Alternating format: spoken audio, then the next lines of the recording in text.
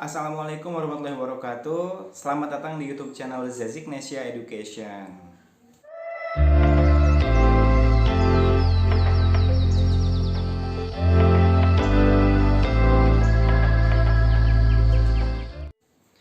Oke, terima kasih telah menyaksikan kembali video YouTube ini. Nah, kemarin ada yang request untuk membahas tentang persyaratan apa saja sih untuk mendapatkan beasiswa LPDP itu gitu kan. Nah, video kali ini saya akan coba membedah ya satu persatu. Nah, kira-kira LPDP itu syaratnya apa saja gitu kan. Sebetulnya itu semuanya sudah tertuliskan di website secara jelas ya, tetapi di sini mari kita coba artikan gitu kan. Mari kita coba artikan bersama-sama. Nah, semoga apa yang saya sampaikan ini bisa membantu buat teman-teman semua gitu ya ketika memilih jalur beasiswa LPDP. Nah, kalau teman-teman masuk ke website LPDP itu websitenya lpdp.kemenkeu ya, Kementerian Keuangan.go.id gitu kan. Nah, di situ ada menu beasiswa. Nah, ini saya sambil bacakan ya, maksudnya sambil coba kita perhatikan gitu kan.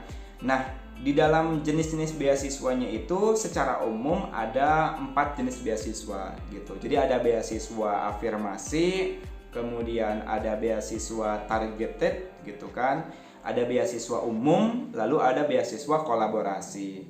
Nah, di video kali ini saya akan membahas detail, membahas secara umum keseluruhan gitu kan, kira-kira itu untuk siapa dan bagaimana gitu kan. Tetapi saya video ini akan membahas secara khusus ya, fokus untuk kepada beasiswa umumnya saja gitu kan. Kenapa? Karena kalau beasiswa umum itu semuanya bisa mendaftar gitu. Nah, pertama beasiswa afirmasi. Nah, beasiswa afirmasi ini juga terbagi-bagi menjadi ada 4 ya, ada 4 jenis beasiswa afirmasi gitu kan. Jadi beasiswa afirmasi itu khusus untuk kalangan tertentu gitu. Jadi bersaingnya juga khusus dengan kelompok tertentu. Jadi artinya kalau teman-teman bisa termasuk ke dalam beasiswa afirmasi, nah ini bisa lebih mudah gitu kan untuk mendapatkan beasiswa LPDP karena peluangnya lebih besar. Selain pesaingnya juga hanya golongan tertentu, biasanya syaratnya juga lebih mudah dibandingkan dengan yang syarat umum gitu. Nah, sebagai contoh misalnya pertama ada beasiswa berkebutuhan khusus. Berarti di sini namanya juga beasiswa berkebutuhan khusus, yaitu buat teman-teman yang disabilitas. Lalu ada juga untuk beasiswa daerah afirmasi tahun 2021. Nah, biasanya daerah afirmasi itu adalah buat seseorang yang berasal dari kabupaten tertentu yang ada di Indonesia. Nah, biasanya LPDP punya listnya gitu ya, punya list daftar kabupaten-kabupaten yang masuk dalam daerah afirmasi gitu. Jadi, dan bersaingnya juga hanya orang-orang dari daerah tertentu saja. Lalu berikutnya ada beasiswa Prasejahtera 2021. Nah, ini buat mereka yang secara ekonomi menengah ke bawah. Dan juga ada beasiswa santri. Nah, kalau beasiswa santri, nah itu khusus untuk mereka yang berasal dari pesantren gitu ya. Jadi dari alumni pesantren gitu. Nah, itu beasiswa dari afirmasi. Nah, lalu berikutnya ada yang namanya beasiswa targeted gitu. Nah, kalau yang namanya targeted ya ini beasiswa untuk orang-orang yang target-target tertentu saja gitu. Nah, kalau targeted itu ya pertama khusus untuk PNS, TNI dan Polri gitu. Jadi targetednya adalah mereka yang sudah berstatus sebagai PNS, berstatus sebagai TNI dan juga berstatus sebagai Polri. Jadi ya mereka juga bersaingnya juga sesuai dengan kelompoknya mereka saja gitu. Lalu yang berikutnya adalah beasiswa kewirausahaan 2021. Nah, ini termasuk dalam salah satu beasiswa targeted group. Nah, yang berikutnya nih yang bisa didaftarkan oleh semua orang namanya beasiswa umum gitu ya. Nah, beasiswa umum yang pertama ada beasiswa reguler. Nah, yang kedua ada beasiswa perguruan tinggi utama dunia. Kemudian ada beasiswa kerjasama pendanaan atau co-funding.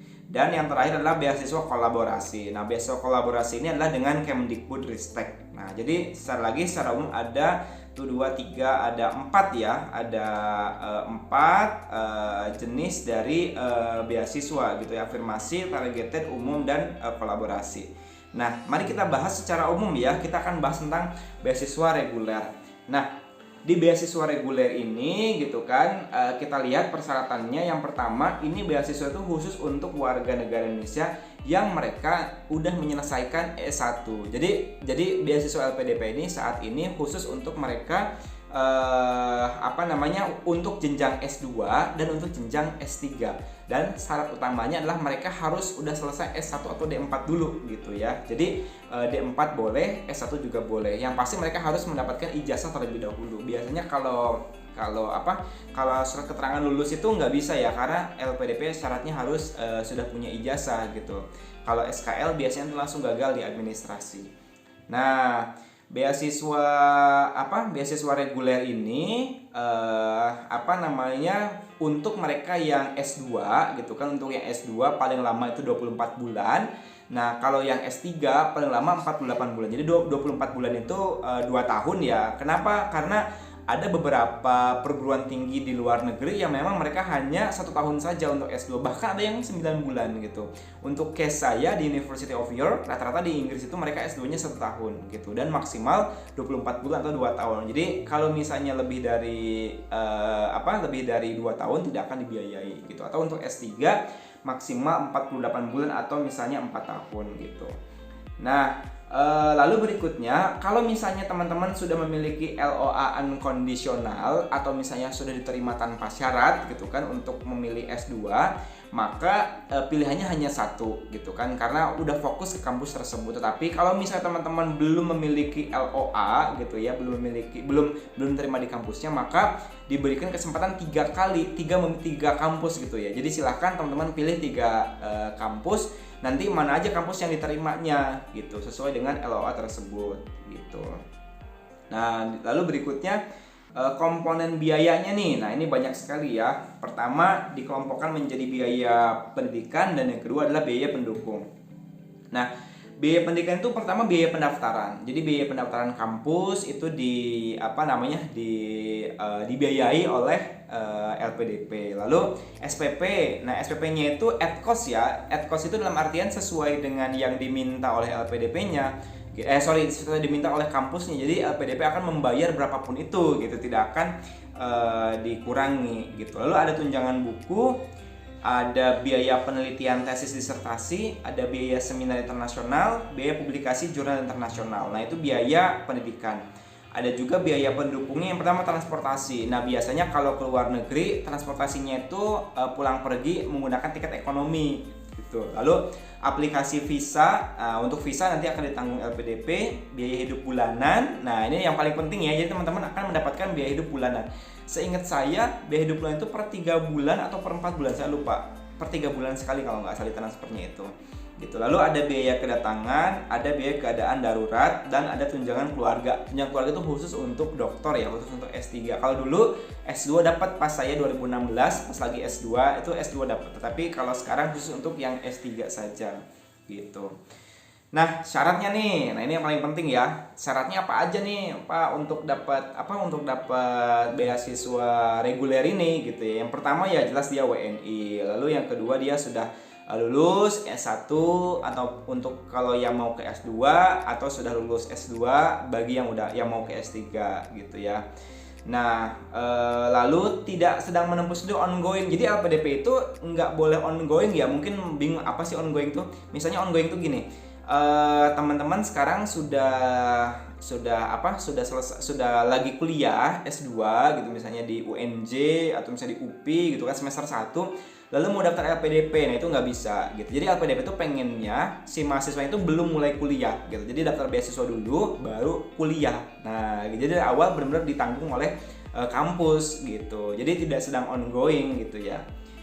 Lalu warga negara Indonesia yang telah menyelesaikan studi S2 tidak diizinkan mendapatkan program beasiswa magister.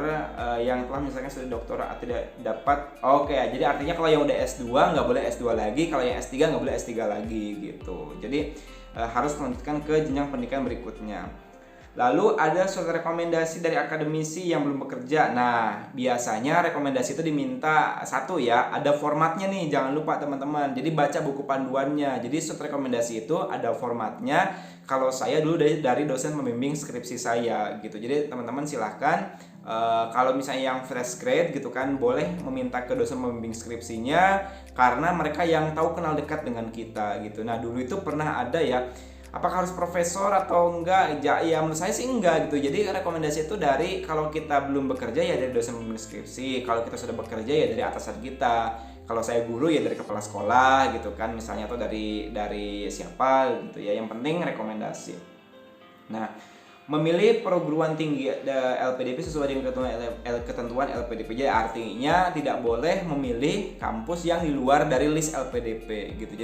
Jadi kampusnya juga harus yang berada di dalam list LPDP tersebut gitu. Nah, untuk LPDP ini tidak diperbolehkan untuk kelas-kelas yang eksekutif, kelas khusus, kelas karyawan, kelas jarak jauh, kelas yang diselenggarakan bukan dari perguruan tinggi induk, kelas internasional khusus dalam negeri, jadi nggak boleh ya. Kelas yang diselenggarakan lebih dari satu negara di perguruan tinggi, dan kelas lainnya yang tidak memenuhi ketentuan LPDP. Jadi artinya LPDP itu tidak memfasilitasi tadi ya jenis-jenis kelas yang tadi saya sampaikan gitu. Lalu mengisi formulir diri pada formulir pendaftaran online. Nah ini nanti bikin akun dulu, nanti ngisi form. Nah lalu menulis personal statement. Nah personal statement itu artinya kenapa kita mendaftarkan beasiswa LPDP tersebut, kenapa kita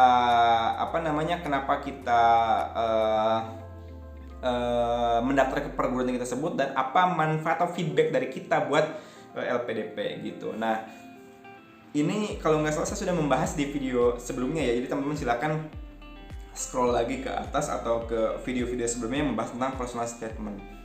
Lalu menuliskan komitmen kembali ke Indonesia dan rencana kontribusi di Indonesia pasca studi. Nah ini juga sama ya, esai juga, dan menulis proposal penelitian untuk calon penerima doktor. Nah untuk yang teman-teman untuk calon S3, nah itu harus ada proposal penelitian. LPDP juga sama ya, punya format penelitian khusus. Jadi teman-teman yang calon S3 silakan browsing di buku panduan beasiswa reguler, itu ada ada buku panduan format proposal penelitiannya gitu. Lalu ada syarat khusus. Nah, syarat khususnya apa? Yang pertama, bersedia menandatangani pernyataan sebagai berikut. Nah, ada format terlampir ya. Nah, isi surat pernyataannya itu adalah bersedia kembali ke Indonesia setelah selesai studi. Jadi jangan bekerja di luar negeri gitu ya. Nah, lalu memenuhi ketentuan batas usia. Nah, teman-teman ini paling penting ya. Jadi untuk yang S2 atau magister itu maksimal 35 tahun gitu ya. Kalau untuk yang S3 itu 40 tahun. Nah, itu benar-benar perlu kita perhatikan betul gitu kan. Kira-kira sekarang usia kita berapa tahun? Kapan kita mau coba daftar LPDP? Karena ya kalau rezeki sekali langsung lolos. Kalau enggak ya mungkin harus coba lagi. Jadi benar-benar diperhatikan usia gitu. Lalu IPK. Nah, untuk IPK, nah di sini IPK sekurang-kurangnya adalah 3,0 gitu ya. Nah, untuk IPK itu minimal 3,0 untuk jenjang magister, kemudian untuk jenjang doktor itu minimal 3,25 gitu. Jadi itu syarat minimalnya gitu. Jadi kalau IPK kan tidak bisa dinegosiasi lagi ya, jadi memang harus segitu gitu. Nah, lalu berikutnya IELTS. Nah, bahasa Inggris. Nah, ini penting banget ya. Jadi teman-teman, kalau misalnya untuk IELTS gitu kan, di sini ada untuk program magister dalam negeri, skor minimal TOEFL-nya 500. Jadi kalau dalam negeri TOEFL 500, IELTS-nya 6,0 gitu. Dan yang lainnya seperti TOEFL IBT 6,1, PTE akademik 5,50 gitu kan, dan seterusnya. Lalu kalau untuk magister luar negeri, dia nggak menerima TOEFL ITP, tapi dia harus TOEFL IBT ya, 80, PTA akademiknya 58, atau IELTS-nya 6,5. Itu untuk magister gitu. Nah, untuk program doktor luar negeri gitu ya. Nah, TOEFL-nya itu doktor dalam negeri ya. Kalau untuk S3 dalam negeri itu TOEFL-nya itu minimal 530, kemudian TOEFL IBT-nya 70, kemudian PTA Akademik 50 atau IELTS 6,0. Nah, kalau untuk dokter luar negeri nih TOEFL IBT 94 atau IELTS-nya 7,0 itu untuk beasiswa reguler. Dan mengunggah surat keterangan menunda memulai studi di perguruan tinggi bagi pendaftar yang memiliki OA kondisional dengan waktu mulai studi tidak sesuai dengan ketentuan LPDP. Nah, itu juga perlu diperhatikan ya. Nah, itu lalu berikutnya yang terakhir proses pendaftaran ada 3. Yang pertama seleksi administrasi, kemudian yang administrasi itu berkas-berkas ya, jadi semua berkas yang di-upload itu dicek kembali. Nah, saya sudah membuat video khusus tentang penyebab gagalnya seleksi administrasi. Nah, silahkan teman-teman cek video sebelumnya.